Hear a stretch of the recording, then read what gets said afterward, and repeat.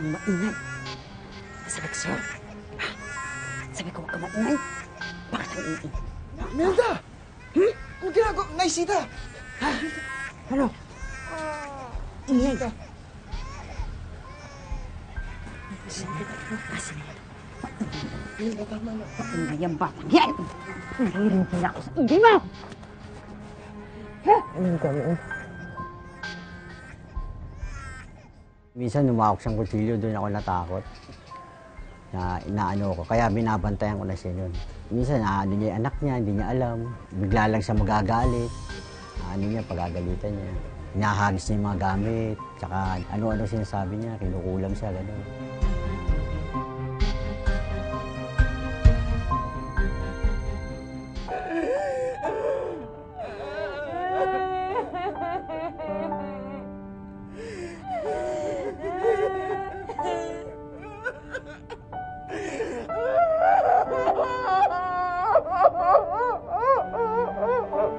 Yung time na yun, di rin sa akin nasabi ng biyenan ko yun eh. Nakuha niya pala yun, yung namatay pala yung papa niya. Na-depress siya.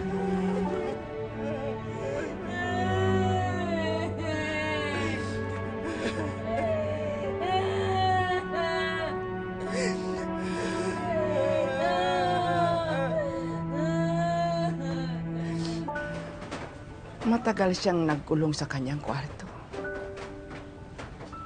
Hindi niya ako kinakausap. Kapag makatingin siya sa mga tao, para bang may galit. Para bang nakakapaso ang init ng kanyang mga paningin. Parang hindi nakakilala. Alam niyo na yun.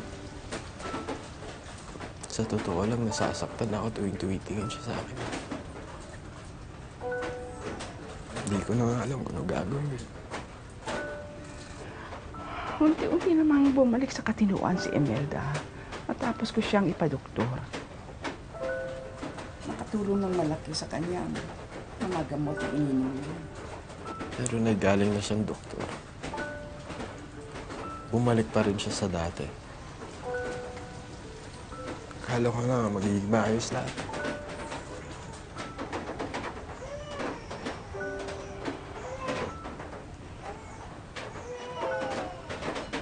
Dinala ko siya sa mental hospital.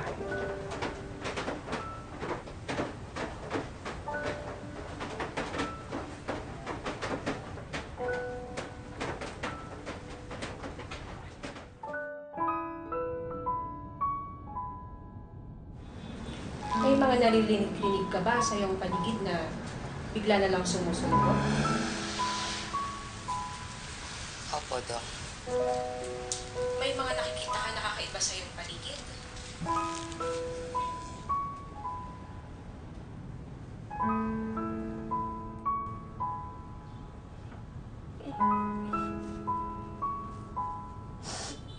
Opo.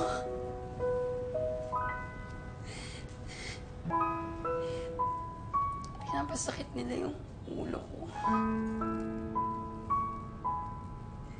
Ayaw nila akong pigilan. Sabi ko,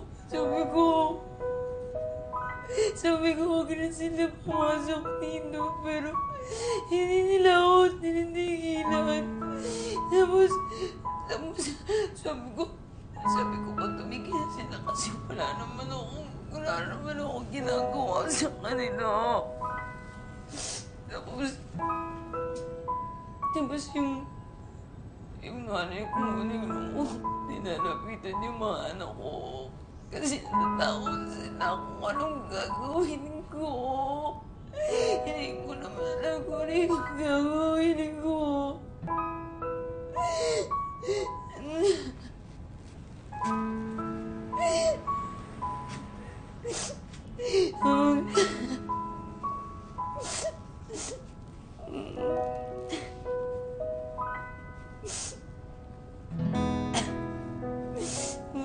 Pagod na ako.